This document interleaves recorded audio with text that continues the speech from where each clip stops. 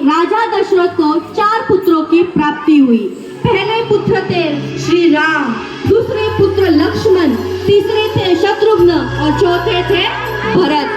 चारों भाइयों में बहुत ही प्यार और था बड़ा लगाव। ये थे दशरथ राजा के पुत्र। लेकिन वहाँ जनकपुरी में जनक राजा रहता था और जनक राजा की पुत्री थी सीता, जो श्री राम का कर रही थी इंतजार। हमें पता है सीता का जनक राजा ने स्वयंवर रखा था। उस स्वयंवर में उन्होंने एक पण रखा था कि जो इस शिव धनुष्य को जो तोड़ेगा वही करेगा सीते से विवाह। तो देखते हैं इस शिव धनुष्य को कौन तोड़ता है और सीता से किसका विवाह होता है। तो चलते हैं जनकपुरी में। दूर जनकपुरी में बैठी सीता कर रही थी श्री राम का इंतजार। स्वयंवर में तोड़ शिव धनुष किया राम ने सीते का स्वीकार।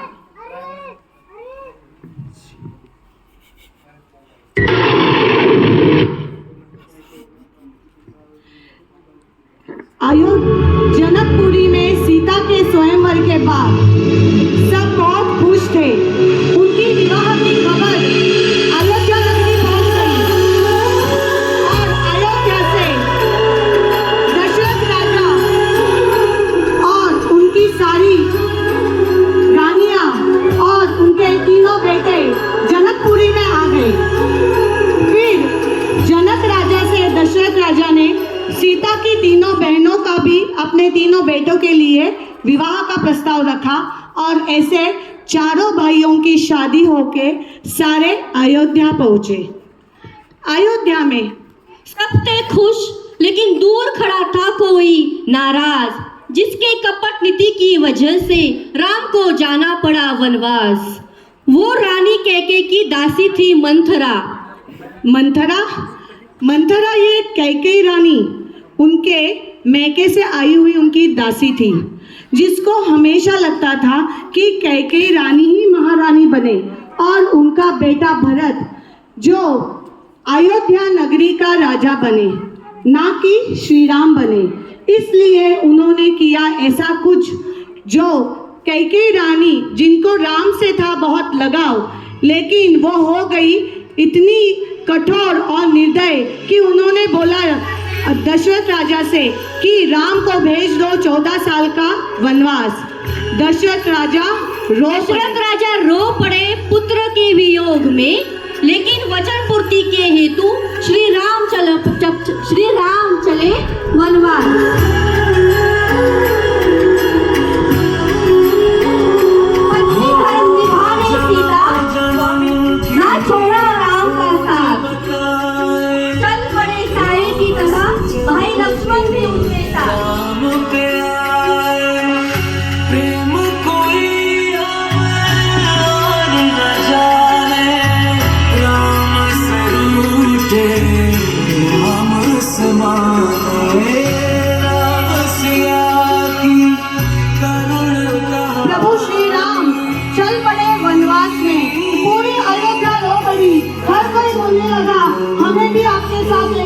हमें नहीं रहना है यहाँ पे, लेकिन श्री राम ने कहा नहीं, ये मेरे पिताजी ने दिया हुआ वचन है और वो मुझे पूरा ही करना पड़ेगा, इसलिए मैं अकेला जाऊंगा।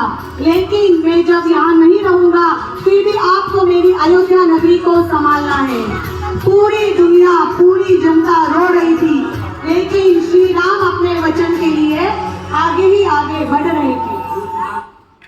ऐसे चलते चलते वो वन में पहुंचे। वन में रास्ता सफर तय करते करते नासिक के पास पंचवटी में उन्होंने एक अपनी कुटिया बनाई और वहां वो रहने लग गए। एक थी सुंदरी, नाम था उसका शूर्पनखा, रंग रूप का था उसको घमंड।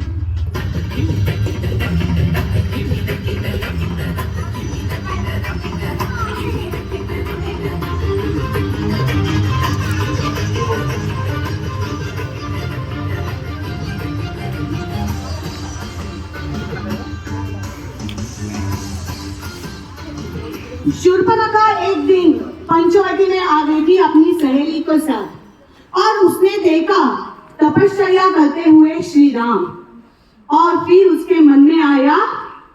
शूर्पणखा राम से कहती है, तुम बहुत सुंदर हो राम, तुम मुझसे विवाह करो। राम हंसते हुए कहते हैं, मैं पहले से ही विवाह कर चुका हूँ, मेरे भाई लक्ष्मण से बात करो। शूर्पणखा लक्ष्मण के पास जाके उनसे कहती है, तुम मुझसे विवाह करोगे? लक्ष्मण गुस्से में, तुम राक्षसी हो, हमसे दूर रहो। फिर इस बात से शूर्पणखा तिलमिल उठी, उसका ग्रहण टूट गया क्योंकि उसको राम बहुत पसंद आ चुके थे। लेकिन राम ने मना करने पे वो उसने देखा कि ये राम की पत्नी सीता जो इतनी सुंदर है, क्यों ना मैं इसे ही मार दूं। घमंड उसका वही टूटा, करने लगी वो सीता पे वार। रक्षा करने आए लक्ष्मण, छाड़ दी उन्होंने शूर्पणखा की नाक। और गुस्से में लक्ष्मण जी ने उसकी नाक पे वार किया। रोते रोते शूर्पणखा दौड़ पड़ी और चल गई लंका में, जहाँ था उसका लंकापति नरेश भाई। खून से लथपथ, गुस्से से लाल, चल पड़ी वह लंकापति भाई रावण के पास और रो रो कर बताई अपनी कथा। बहन की यह हालत में दिल मिला उठा रावण, ली उसने शपथ प्रतिशोध की अपने बहन के अपमान की।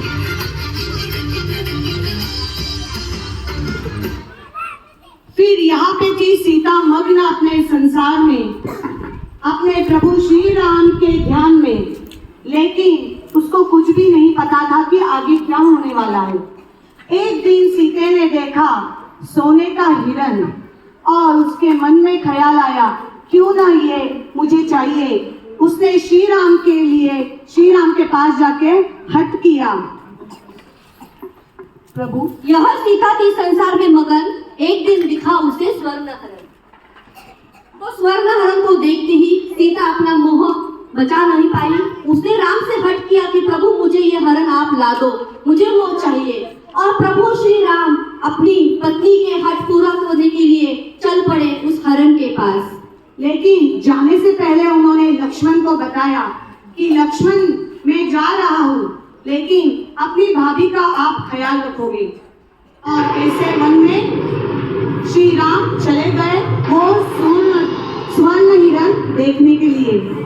और थोड़ी देर के बाद ही आवाज आती है, लक्ष्मण लक्ष्मण।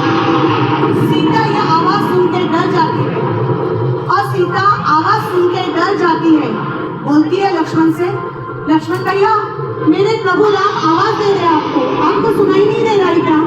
लक्ष्मण बोला, भाभी घबराओ मत, भैया को कुछ नहीं होगा। लेकिन फिर से आवाज आती है, लक्ष्मण लक्ष्मण। अब सीता और डर गई। उसने कहा, नहीं नहीं मेरे प्रभु को कुछ हुआ है, जाइए ना जाइए, क्योंकि मेरा जी चल रहा है, मुझे घबराहट हो रही है। लक्ष्मण भैया जाइए। फिर लक्ष्मण भैया ने एक लक्ष्मण रक्षा हेतु लक्ष्मण ने खींची लक्ष्मण रेखा, ना करो इसे पार माता, वरना हो सकता है धोखा।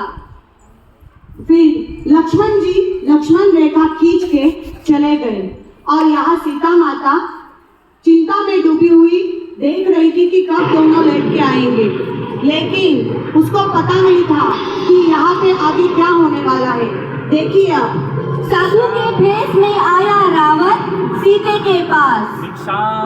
भिक्षाम दे भिक्षाम दे माते भिक्षा दे दो। सीता भिक्षा देने जा रही थी, लेकिन रावण अंदर जाने का प्रयास कर रहा है, लेकिन वो लक्ष्मण रेखा के कारण अंदर नहीं जा पा रहा। वो बोलता है, माते आप यहाँ बाहर आओ और मुझे वो दे दो, भिक्षा दे दो। सीता बोलती है, नहीं नहीं मेरे लक्ष्मण भाई ने लक्ष्मण रेखा खींची हुई है, मैं बाहर नहीं आ सकती। वो बोलता है, अगर तुम साधु को भिक्षा नहीं दोगी तो तुम्हारे कुल धर्म को पाप लग जाएगा। वो बेचारी डर जाती है। वो कहती है नहीं नहीं रुको रुको मैं आती हूँ। भिक्षा देने बोली सीता, पार कर आई लक्ष्मण रेखा। रामों ने बदला भेष, बना वह अवंतेश्वर दशकंठ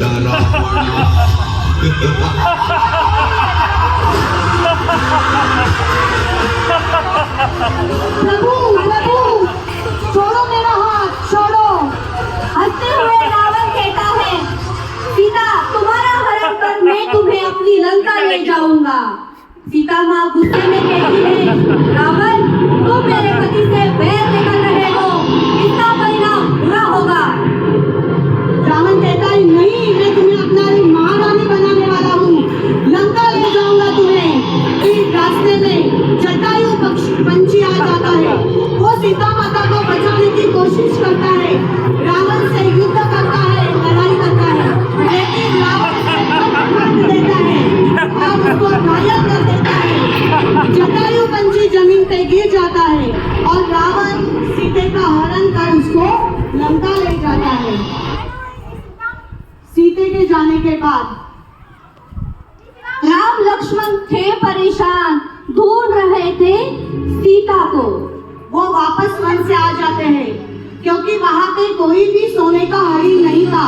वो रावण का ही मामा मरीच राक्षस था, इन्होंने हरिण का रूप लिया था। फिर यहाँ आके वो सीता को ढूंढते हैं। फिर उन्हें वन में जटायु पक्षी दिखते हैं जो उनसे बात करते हैं और उन्हें बताता है कि रावण सीता को लेके गया है और वो मार्ग भी दिखाता है कि लंका की तरफ वो सीता का हरण करके लेके गया है। ऐसे प्रभु श्री राम सीता को ढूंढते ढूंढते चल रहे थे वन में। फिर उनको उनके एक भक्त का आश्रम मिलता है। उस भक्त का नाम है शबरी माता। शबरी माता बरसों से उनका कर रही थी इंतजार। उसको उन्होंने शबरी माता को बचपन में बताया था कि तुम्हें मिलने आएंगे एक दिन श्री राम। तो शबरी माता आदर से राम से कहते हैं, प्रभु आपका स्वागत है, मैंने वर्षों से आपकी प्रतीक्षा की है।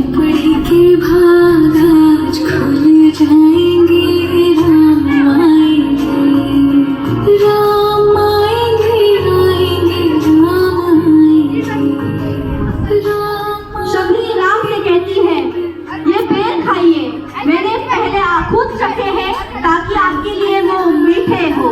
राम मुस्कुराते हुए बेर खाते हैं और कहते हैं, माँ आपका प्रेम ही मेरे लिए सबसे मीठा है। ऐसे उन्होंने अपने भक्त को भी नाराज नहीं किया और हर भक्त की इच्छा पूरी की है। लेकिन राम थे परेशान क्योंकि सीता माता को ढूंढते ढूंढते वो आ गए थे राजा सुग्रीव के राज्य में, जहाँ पे उन्हें मिलते हैं उनके परम भक्त हनुमान। अब प्रकट हुए राम भक्त हनुमान। जय हनुमान क्या है बड़ सागर जय कपीश तिह लोक उजागर रामदूत अतुलित बल धामा अंजनी पुत्र पवन सुत नामा महावीर विक्रम बजरंगी कुमति निवार सिमति के संगी कंचन वरण विराज सुबेसा कानन कुंड। प्रभु ना हो आप परेशान, मैं हूँ आपका परम भक्त हनुमान, कर दूंगा सब आसान। इतना कहते ही हनुमान निकल पड़ते हैं सीता माँ को। सुग्रीव राजा एक वानर सेना का राज्य में राजा था। उनके यहाँ ही हनुमान भक्त हनुमान वहाँ ही रहते थे सुग्रीव राजा के साथ। और श्री राम और लक्ष्मण सुग्रीव राजा और उनकी वानर सेना और हनुमान के साथ वहाँ पे सीते माता की खोज के लिए तैयारी करते हैं, नियोजन करते हैं। फिर हनुमान जी निकल पड़ते हैं सीता माता की खोज में।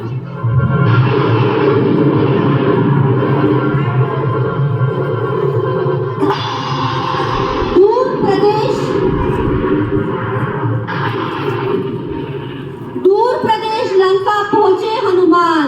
अशोक वाटिका में रोती दिखे उन्हें सीता माँ। सीता माता अशोक वाटिका में थी और वो पूरा दिन पूरी रात बस एक पेड़ के नीचे बैठ के अपने श्री राम का ध्यान कर रही थी। हनुमान सीता माँ से अशोक वाटिका में मिलते हैं और नतमस्तक होकर कहते हैं, माता मैं रामदूत हनुमान हूँ, प्रभु राम आपको खोज रहे हैं। तो सीता आश्वस्त होकर कहती है, हनुमान कृपया उन्हें मेरा संदेश दीजिए कि मैं उनकी प्रतीक्षा कर रही हूँ। हनुमान प्रणाम करते हुए कहते हैं, मैं यह संदेश प्रभु राम तक अवश्य पहुँचाऊंगा माते।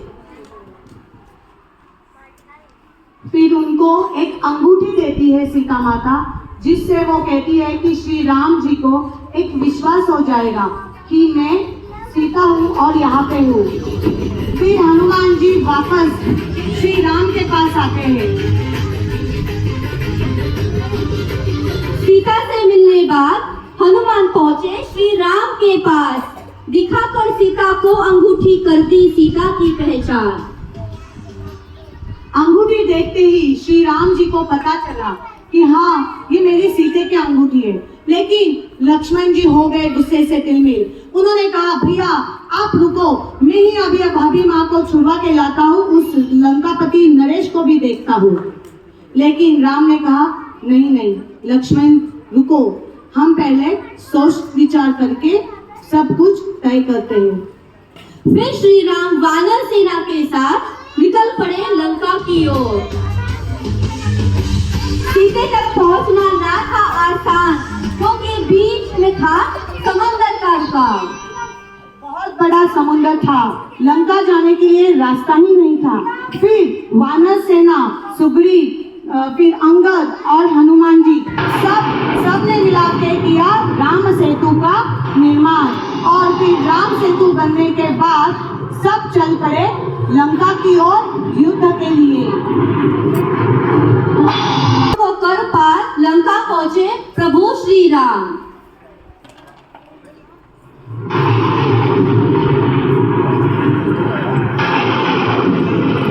फिर हुआ उनका युद्ध लंकापति नरेश के साथ।